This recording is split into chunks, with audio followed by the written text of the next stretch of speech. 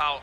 Chris Rigg and Enzo Lafay, and their starting 11 is Ruffs in goal. Back four of Hugh, Mukiele, Alderete and Reinildo, with a midfield three of Rigg, Shaka and Sadiki, and a front three of Toby, Lafay and Isidore leading the line. Aston Villa have made two changes from their last Premier League game against Everton, which was also a 0-0 draw. That sees Bakare and Tielemans drop out, Kamara and Guesson in the starting 11.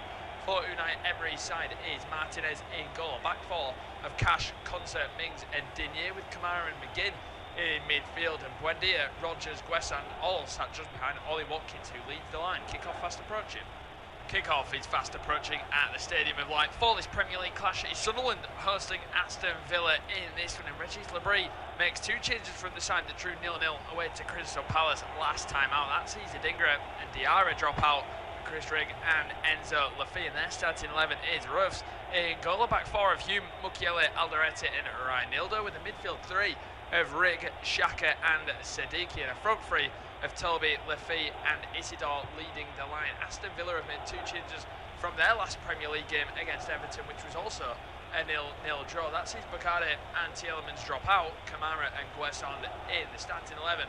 For Unai Emery's side is Martinez in goal. Back four of Cash, Concert, Mings and Digne, with Kamara and McGinn in midfield, and Buendia, Rogers, Guesson all sat just behind Ollie Watkins, who leads the line. Kickoff fast approaching. Kickoff is fast approaching at the Stadium of Light for this Premier League clash. It's Sunderland hosting Aston Villa in this one, and Regis Labrie makes two changes from the side that drew 0-0 away to Crystal Palace last time out. That sees Adingra and Diarra drop out, Chris Rigg and Enzo Lafay, and their starting 11 is Ruffs in goal. Back four of Hugh, Mukiele, Alderete and Reinildo, with a midfield three of Rigg, Shaka and Sadiki, and a front three of Toby, Lafay and Isidore leading the line. Aston Villa have made two changes from their last Premier League game against Everton, which was also a 0-0 draw. That sees Bakare. And we will leave that just there, because we're about to get underway at the Stadium of Light for this Premier League clash. It is Sunderland hosting Aston Villa in this one. A massive game for both sides, of course. And you think Unai Emery's travelling Villa side, they've got really, of course, multiple things on their mind. But today, the main thing is scoring a couple of goals, because they've not been able to score a goal yet this Premier League season, which is quite impressive and quite outstanding. Well, poorly outstanding for them, really. As you see Watkins trying to get them on the front foot in the opening 10 seconds, but it'll trickle out 4-3, and Buendia looks to be starting off the left so far. Guesson starting off the right. I'm sure that's going to interchange throughout this whole game, but it is a big game coming up now. Sunderland only lost once so far since returning to the Premier League, winning two, drawing one. Two wins coming at home, which today is as well, so there's an opportunity to make it 3 home wins in a row in the top flight, which would be the first time they've done so since the 1965-66 season. Would be the first for a promoted side since Burnley since 2009. So a good opportunity to be had here for Labrie's side. They've made two changes from their 0-0 draw to Palace last time out in the Premier League. It sees Adingra and Habib Diarra drop out of the starting 11 for Rigg and Lafay. Habib Diarra seems to be more of a surprise non-inclusion today. As Ollie Watkins forces the pressure, Ruffs gets away with his clearance. It looked a poor clearance, but just about turned into a good pass. I'll bring you the lineups in a moment as Reinildo's driving forwards. Good sliding challenge from Guesson. It's a fair one as well, claims the referee, and he's going to trickle out for a goal kick. It's myself, Kieran Graham, alongside Luke Ashurst to bring you coverage of this tie. And Luke, fingers crossed we get an entertaining game today. Yeah, I don't think there's been a dull game involving Sunderland so far this season. And put it this way, Aston Villa, if they're going to get a goal at some point in this season, you'd back it to be against one of the newly promoted sides. And with Sunderland not exactly having the best defensive record so far this campaign, I mean, they can only conceded 3 goals, but 2 of them did come against Burnley. So, they are a team that can be got at. You'd expect it to be this one. I also think Villa as well, I've gone with a bit of an attacking lineup with McGinn playing in that centre midfield role. You'd assume he's going to get up and down the pitch as much as possible. First free kick given away by Enzo Lafay. Just see a replay of it now. He's just gone through the side of Matty Cash. He plays ball. I think he's maybe a little bit fortunate to not pick up a yellow card there, Enzo Lafay.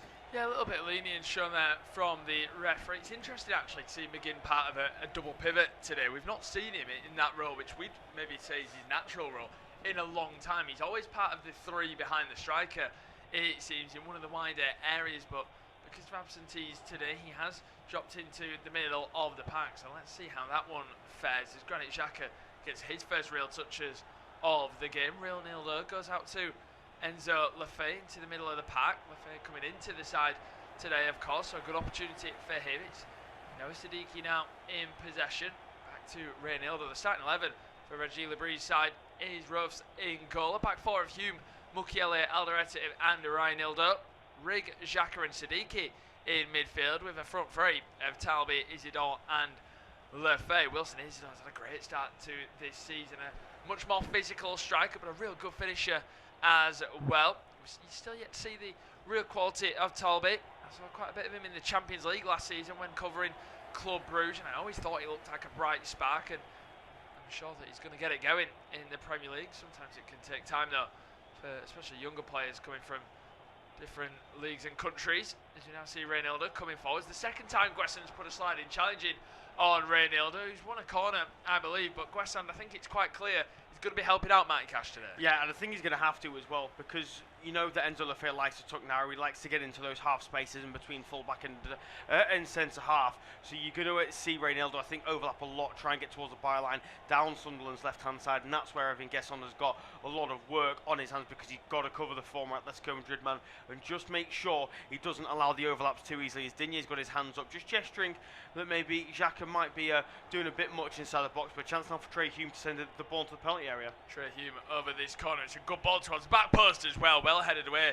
by Evan Guesson, who is a forward today, but so far in this opening 4.5 minutes has done nothing but defending, and he's defended pretty well so far. He's headed it out for a throw-in. We know there's a lot of managers focusing on the effectiveness of a long throw-in, and Nordi Mukiele is the man with the ball in hand, the centre half. He's going to look to launch this one in with Granit Xhaka lingering at the back post, backing orders at his teammates. Mukiele puts it into the area. It's looked to be flicked on by Alderete, but it's been well defended by Villa in the end. Well, Buendia thought about clearing it first time, didn't, made a mess of it and gives the ball away. So pretty poor from the Argentinian there. Aston Villa have made 2 changes from their last Premier League game, which was also a 0-0 against Everton. It's seen Bogarde and Tielemans drop out for Kamara and Guesson. It's the starting 11 of Martinez, back 4 of Cash, Concert, Mings, Digne, Kamara and McGinn in midfield with Buendia, Rodgers and Guesson sat just behind Ollie Watkins. And Ollie Watkins, Luke, is a player that